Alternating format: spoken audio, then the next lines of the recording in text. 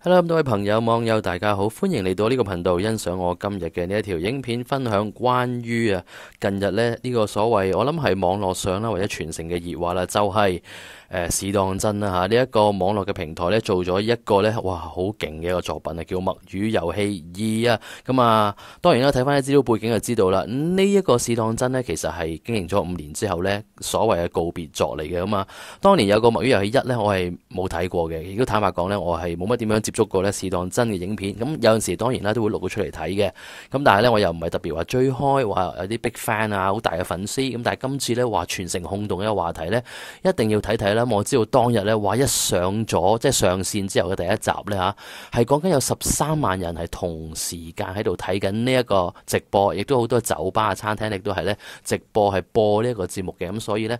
當日呢，同一時間一齊睇嘅朋友仔嚇，未必淨係喺香港嘅朋友嘅嚇，係可以咁講係全球世界各地，但係香港嚟講呢，肯定係多過13萬噶啦。咁啊首先呢，我諗如果講《墨魚遊戲2》嘅話呢，最多人談論嘅話題就係究竟佢係咪抄啊嘛，係咪喺度即係叫唔尊重嘅原創嘅作品去抄襲？因為我哋知道呢，《墨魚遊戲》其實坦白嚟講呢，就係魷魚遊戲啦，係咪咁啊？而且呢，無論佢出嘅 trailer 啦，無論佢裏邊成個節目裏邊嘅所有人嘅裝扮啦，甚至乎遊戲嗱，遊戲就唔同嘅，但係大家嘅成個感覺啊，成個通啊，都知道啦，肯定係來自於呢魷魚遊戲噶啦嗱。咁究竟到底抄啊、二次創作呢，仲講唔講好呢？我覺得冇需要講啦，因為呢，我喺網上呢見到啦，即係唔少啊文章啊，好多人寫咗好多千字文添啊，去解釋咩為之二次創作同埋咩為之抄襲。咁啊，我自己個人覺得呢，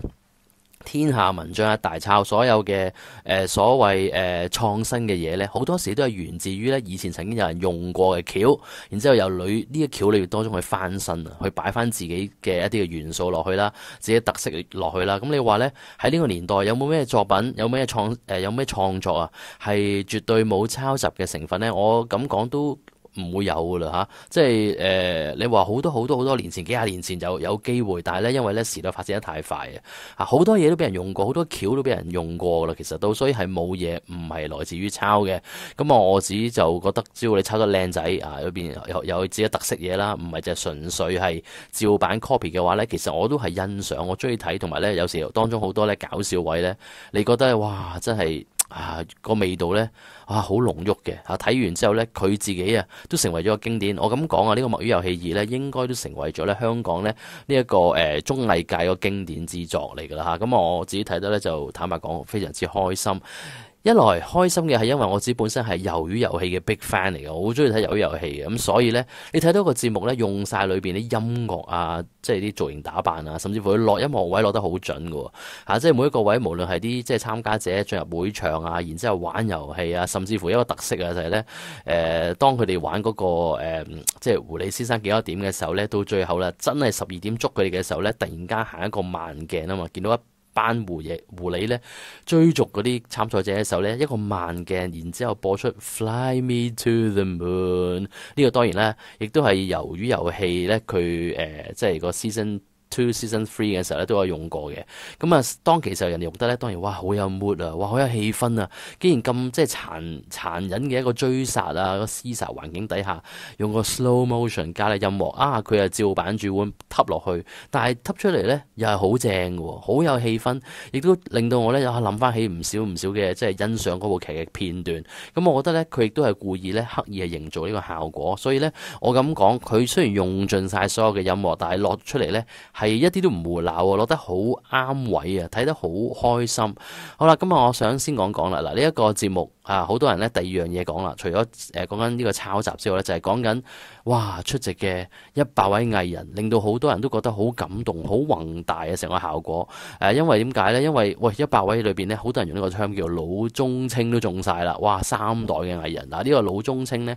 我覺得就 old school 啲嘅呢個 term，但係有好多文章都用呢個即係用呢個 term 去形容啦。咁我雖然覺得 old school 啫，但係都能夠講係好認同。的而且確佢呢100個藝人係涵蓋咗呢係幾個唔同嘅年代啦嚇。咁裏邊的而且確年齡嘅 range 係非常之咁大啦，有好多可能係即係而家哇好即係已經係好即係好符合時代嘅節奏嘅，好即係所有啲年青人一睇咧就知道佢係邊個噶啦。咁我自己好多都唔認識嘅咧喺度，亦都好多我自己好認識噶啦，都係由細睇到大噶啦嚇，即係。大台哇，好多唔同年代嘅綜藝節目嘅藝人，全部亦都喺度嘅，咁啊變咗呢，的而且確咧，哇！你覺得哇，可以橫跨晒成個好宏大嘅年齡層，每個唔同年紀嘅一啲嘅觀眾呢，睇落去呢，都有啲佢認識嘅藝人，有啲佢追捧嘅藝人，有啲好想睇佢哇玩成點嘅藝人嘅，咁呢個的而且確係一大嘅驚喜，亦都係跨晒台噶啦，已經係咪？即係 even 大台都有藝員喺度噶啦，咁變咗呢。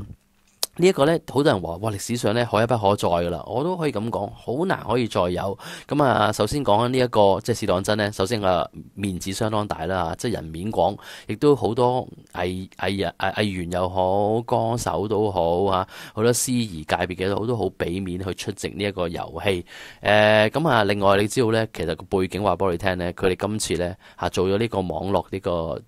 節目嘅話呢，其實係冇分成嘅喺 YouTube 度應該係收唔到錢嘅，因為咧佢哋落晒所有咧啲有版權嘅音樂啦啲效果嗰樣嘢啦咁樣，咁佢哋都坦白講啦呢一方面咧，雖然你有幾多點擊率都好啦，佢冇錢收，所以佢靠咩咧？佢竟然靠你買嗰啲即係參賽者嗰啲衣服啊，即係佢哋嗰件戰衣咧玩完之後咧，原來唔係參賽者 keep 翻嚟做留念嘅噃，原來咧個戰衣裏邊咧每位參賽者啦佢哋自己個別咧會寫咗啲字落去啦，咁啊簽咗名啦，加埋咧有啲墨汁喺度啦即係當其時現場嘅墨汁啦，咁變咗成件衫咧就好有哇嗰陣除啦，我味道喺度啦，咁啊好有紀念價值嘅點知藝人咧佢玩完之後咧冇得留低咧自己咧作為一個留念，反而咧就會咧拍賣出嚟俾一啲咧哇佢嘅粉絲咧可以買翻去，咁啊一來攞住件你自己偶像嘅玩遊戲嘅衫啦，咁啊好 enjoy 好興奮啦，另外係幫補呢個台，咁呢個台都坦白講係靠呢個渠道咧去收錢，咁當然啦係咪就係靠呢個渠道咧？我相信佢仲有第啲方法嘅，但係 anyway。究竟可唔可以平到手呢？因為佢哋使咗呢係話7位數字去做呢個製作，咁我都相信睇落去係似嘅嚇，book 咗一笪咁大嘅場地。雖然呢8位藝人呢可能呢都係冇錢收嘅，相信嚇，但係佢裏邊嘅製作啦、用嘅人手啦其實呢都唔少嘢。因為呢做呢個綜藝節目呢，從來呢我想講因為呢你做製作嘅話呢，綜藝節目唔容易搞嘅你又要搞到呢出嚟呢好有效果啦，俾人感覺上呢啲 punchline 呢係好重啦，係咪？跟住呢仲要係節奏要明快啦，唔俾人覺得悶啦係唔容易做，加埋呢個節目大家拍咗好多 footage， 我相信用咗咁多個 GoPro 鏡頭，用咗咁多即係好似係過20位以上嘅一啲嘅攝影師做現場嘅拍攝啦，咁拍埋剪埋，而最大考功夫係咩呢？就係嗰個 audio 嘅收音我呢個我都覺得哇，我覺得好匪夷所思，點樣可以收嘅呢？佢咪用咗100支咪呢？咁收出嚟啲聲音係好清，但係你諗下，同一時間100個人喺度講緊嘢即係一開始由我收都有講噶啦，講咗呢句lines 咧好重要，就係話唉好難剪嘅，冇得剪嘅個個都有講嘢，搭晒聲點剪啫係咪？係有嘅，不過100條 audio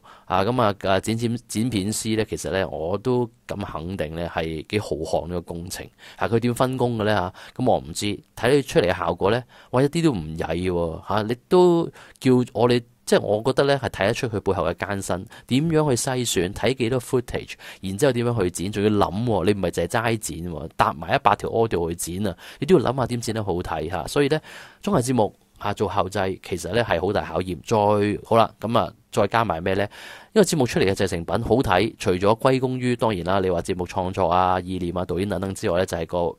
後製啦，即係剪接師啦，或者導演同佢一齊剪嘅時候啦，點樣諗出嚟啦？點樣做一個所謂我成日講嘅係二次創作嚟嘅剪片 editing， 從來都係二次創作。好多時候呢，有啲嘢可以死都搞翻生嘅，明明唔好睇都可以剪得好睇嘅。但係仲有一個好大嘅元素，綜藝節目就係話呢，幕前參演嘅藝人，因為呢班藝人去做呢個綜藝節目嘅時候呢，究竟有冇效果呢？其實係睇佢哋臨場出嚟嘅一個反應有啲綜藝節目呢，係絕對有劇本嘅即係事先 briefing 晒啦參演嘅人呢，知道做啲乜啦，導演知道捕捉啲乜啦，好多嘢都係佢哋嘅掌握之內。但係有啲節目，有啲綜藝節目呢，係睇臨場佢哋嘅反應去做，但係呢啲係好危險㗎噃，因為臨場反應如果冇所謂劇本跟嘅話，冇一個好即係好基礎俾我哋跟嘅話呢，其實你可以呢，就呢班現場玩嘅藝人呢，都可以做得好差㗎喎，可以冇反應㗎喎。如果你請一班即係完全係即係冇臨場反反應啊，即係又唔識得爆肚啊，唔識得製造氣氛嘅話呢，其實出嚟可以好差好差好垃圾。咁啊要靠導演剪接師呢，後期呢睇下可唔可以救翻起佢啦。好啦，咁所以喺呢一度嚟講呢，我想講啊，呢個節目成功呢，另外一個賣點呢，當然就係呢一班100位嘅藝人，100位藝人裏邊呢，其實你中一半啊，有效果都好睇噶啦。所以冇錯，其實你成班喺度一齊參演嘅話呢，有個好大嘅好處就係話錄晒之後，當中一定有一啲好好精彩嘅 lines 啊，好精彩嘅 acting 啊，咁啊可以俾啲剪接師導演呢去揀出嚟剪嘅，呢個係一個即係好大嘅好處。但係最壞嘅一點呢，就係話因為太多，亦都好多人講過就係話你一開始100個人玩呢，其實太多人呢，令到呢個焦點模糊咗，好多時候呢。就即係觀眾都唔知咧係應該睇邊度先好睇，咁啊當然啦，好靠剪接點樣剪出嚟俾你睇啦，但係都會覺得好似好唔清楚啊。但係當然啦，去到中後段越嚟越多人被淘汰嘅時候咧，反而焦點咧清晰翻啦，大家知道咧我哋而家 focus 翻喺一個細嘅範圍，邊一班藝人度啦，咁啊變咗咧越嚟越明確啦。雖然有呢一個咧即係一個叫所謂缺點喺度啦，但係出嚟效果咧都唔差。點解唔差咧？嗱，除咗班藝人裏邊咧有一部分都好識得俾即係俾 lines 俾對白啦嚇，咁啊有啲可能係臨場反應啦，有啲咧就諗定晒啦，刻意要講嘅。刻意要講嗰啲咧，其實有時冇效果嘅，即係你知道刻意講一啲説話出嚟咧，諗住咧就搶下鏡啦嚇，即係攞啲 focus 啦，咁但係未必好睇。反而有啲咧，哇好即時，你 feel 到佢係即時叫做所謂 spontaneous 嘅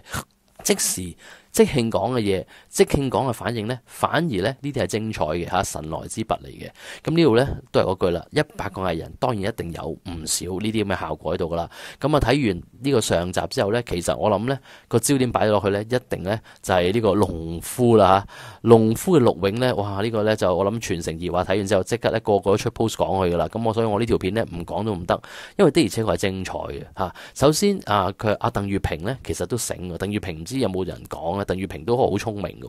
我覺得當鄧月平呢第一時即係見到呢個紙仔嘅時候呢，佢已經好即係佢其實係完全係即係正中下懷，佢講咗就係話係咪有問題呢張紙係咪我嚟殺人嘅？我唔睇咁樣嚇，跟住仲話你嘅眼神已經出賣咗我啦咁樣嚇，其實出賣咗佢啊嘛，即係佢嗰句講錯咗都好好笑嘅嚇。咁所以呢，我睇鄧月平嗰個效果佢講嗰句説話呢，其實呢個自然得嚟呢，亦都睇得出佢幾聰明下嘅，其實都。但係聰明還聰明啦，咁始終人呢，我哋人類嘅其中一個機制啦，呢個我哋控制唔到嘅，就係都會有啲好奇心嘅都好想知。加上呢，就係你知道你玩遊戲啊嘛。咁知又何妨呢？玩遊戲你知道咗發覺原來係有啲特別嘢嘅話，都幾過癮啦。於是乎呢，雖然佢呢已經講中咗個 point 嘅啦，就係話有問題嘅呢張紙就一定有問題，仲講埋係殺人噶啦。佢就係未估到係殺自己嘅啫，係嘛？但係當佢呢好奇害死貓睇完之後啦，哇！佢嗰個反應呢都係好自然流露，好有趣嘅，就係死火唔知點先。但係好快脆，佢 pass 到張紙仔出去。點解呢？陸永嘅出現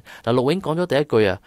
紙仔你仲未傳俾其他人啊？話呢句呢，好多人呢就諗緊啦。哇！無限遐想，佢咪已經一早知道張紙仔有啲問題，甚至乎知道係其實係即係害自己嘅。因為佢呢有趣嘅就係話呢，喺呢個休息時間 break time 呢，第一次有 break time 呢傳嘅紙仔呢係好正面好有用嘅。攞到紙仔全個睇過嘅兩個人呢係有強大優勢，就係因為佢哋能夠呢可以暫停人哋一次啊嘛，玩嗰個井字過三關嘅時候，於是乎鋪落去呢，令到所有嘅參賽者覺得呢，哇！再傳紙仔一定都有好嘢啦，一定係強大優勢啦。結果呢，呢個陷阱真係出得好好嘅陷阱。結果呢，喺呢一 round 嘅紙仔呢，反而係殺自己，但係究竟阿陸永係咪知嘅呢？點解佢講過一句仲未傳俾人啊？咁樣呢？咁好多人諗。咁我覺得呢，佢未必真係 exactly 知嘅。咁可能佢嗰句説話純粹就係話，喂，你仲唔傳開佢？可能佢個心諗呢，就係話呢個紙仔同上一 round 一樣噶啦，係有 quota 嘅。可能只係頭兩個或者三個睇完之後呢，先至能夠攞到呢個優勢嘅啫。第四、第五、第六個以下啲呢，係冇噶啦。咁所以佢就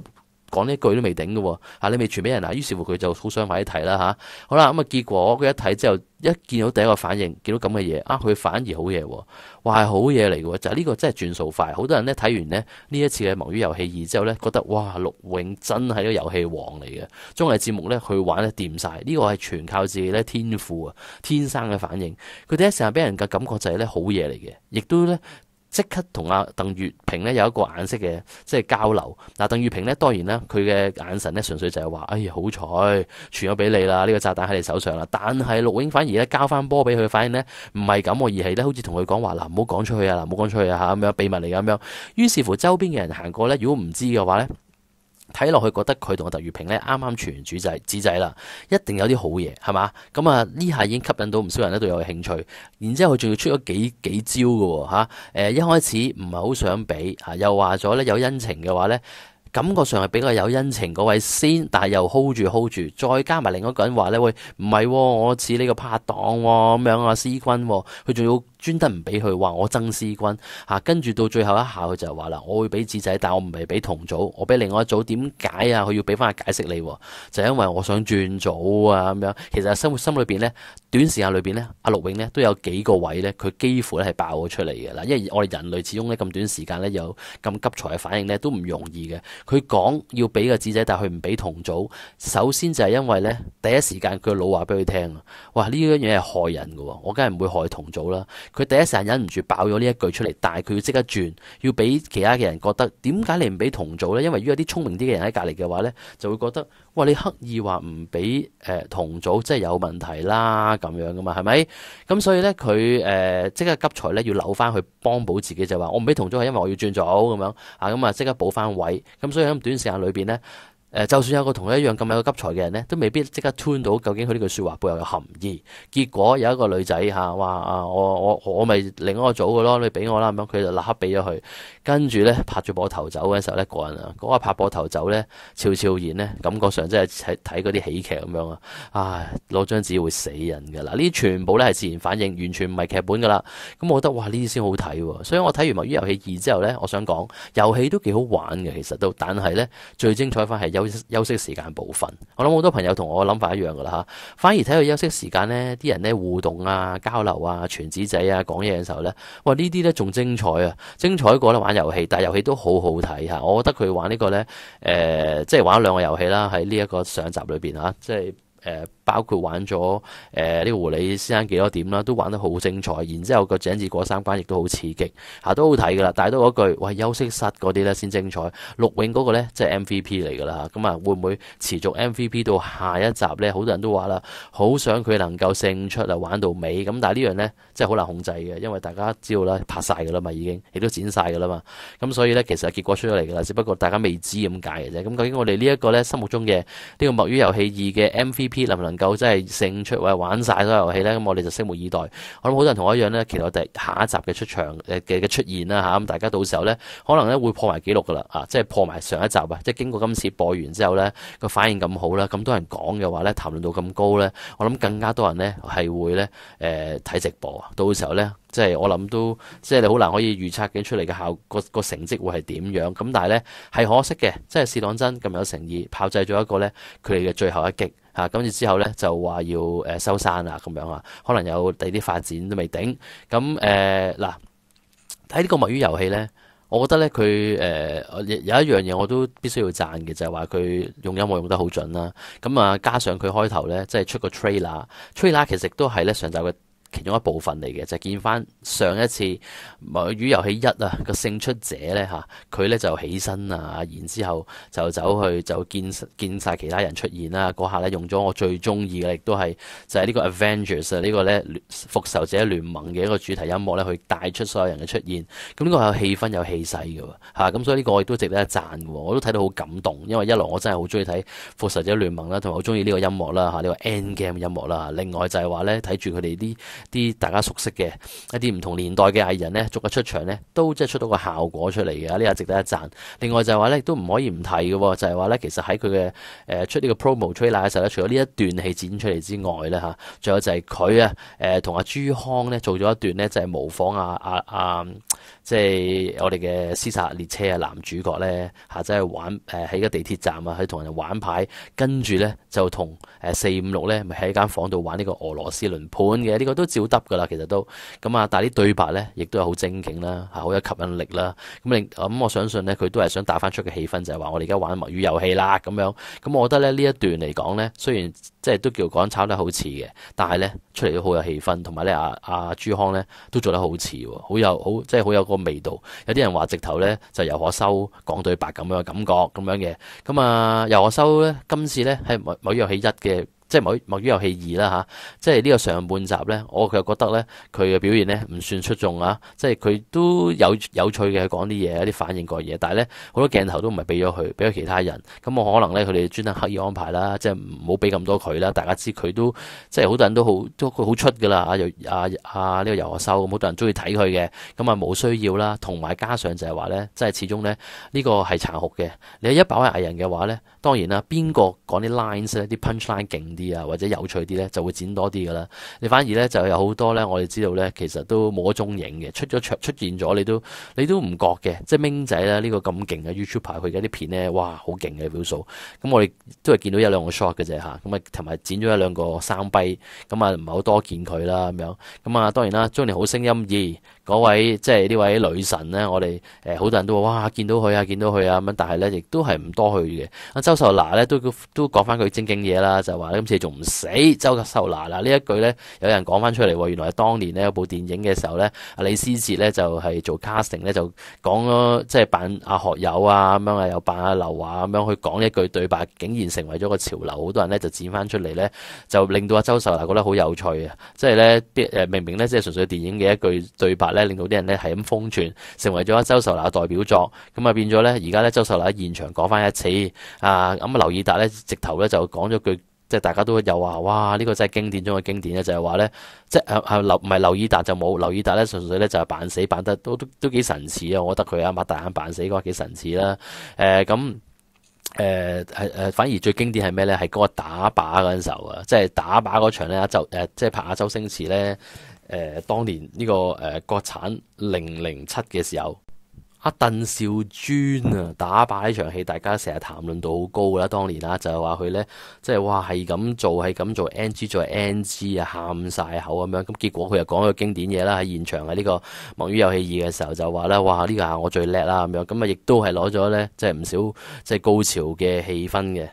當然啦，啲人話喂，咁啊玩遊戲當中呢，即係譬如阿陳柏宇咧都講啲肺腑之言啊咁樣，咁究竟係咪真係體現到一啲人性嘅，即係嗰啲考驗啊咁？究竟係咪即係講緊呢？究竟人與人之間要玩遊戲係咪要合作啊？係咪要保護對方啊？係咪要救對方啊？定還是要自私啲，淨係救自己呢？咁陳柏宇都講啦嚇，就話今次呢係可以呢，即係出賣你，下一次可以出賣你啦。嗱呢啲呢咁正義嘅對白呢，當然啦，陳柏宇係講得出嘅。我哋知道佢呢，有時都好中意講啲大道理嘅嚇。咁但係呢，我又覺得睇呢個遊戲咧，即係睇呢個成個節目咧，又唔需要咧去到呢個層面講緊係咪真係要彰顯人性啊？又要要正義啊，要救大家，要世界和平啊咁樣。即係佢擺好多啲嘢落去，其實都係嗰句喺現場好多即係藝人咧嚇，就睇佢即時反應，帶啲咩主題出嚟。但係我覺得睇呢個節目咧，就並非行呢個方向去真係睇翻呢個人性嘅，即係要睇人性，要彰顯呢個人性嘅一個即係正義或者考驗嘅話咧，或者睇人性黑暗面啊，貪唔貪婪呢啲咁嘅嘢咧，睇魷魚遊戲就睇晒㗎啦，已經係咪？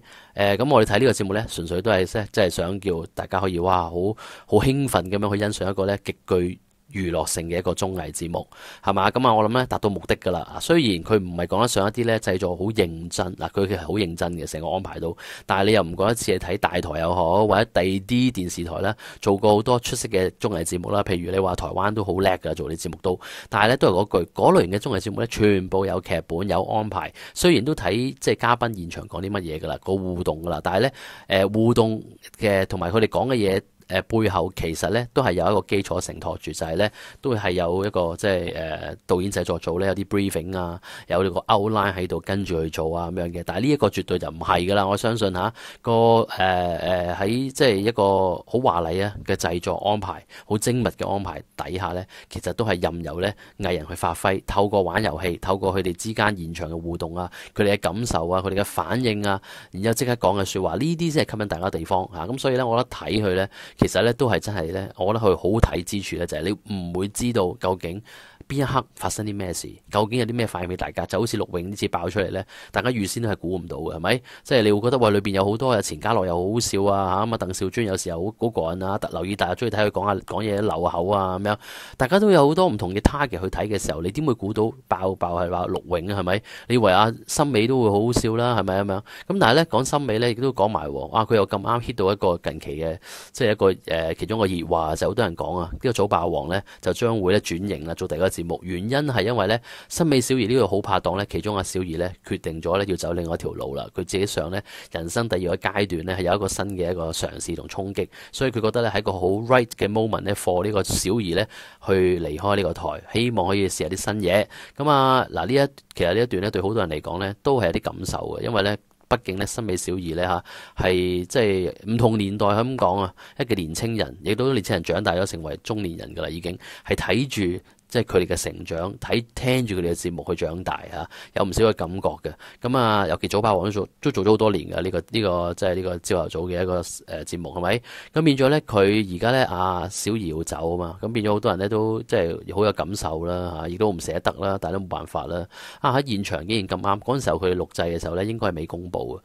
咁啊，小儀咧就被槍擊嘅時候，佢話森美好驚好驚嘅時候咧，森美最後講一句再見啊，小儀話呢一句咧，好似咁啱得咁巧就係呢一刻咧，同大家講啊，要同阿小儀道別一樣喎。咁啊，亦都咁啱得咁巧啦，我覺得係咪？咁啊，hit 中咗呢個 point。咁所以我覺得咧，哇！今次呢個節目嘅推出嘅時間咧，亦都好湊巧啦，好有氣氛。咁啊，所以咧睇完之後咧，好多人都同我一樣啦，哇！好興奮，好期待下一集嘅出現。咁啊，亦都好期待啦，睇下究竟史朗真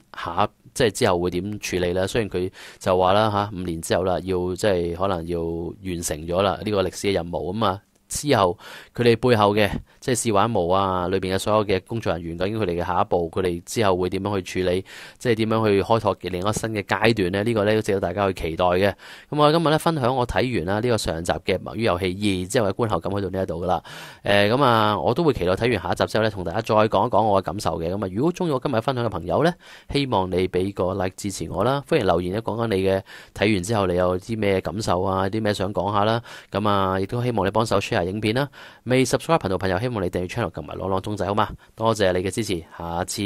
一條片再同大家見面，拜拜。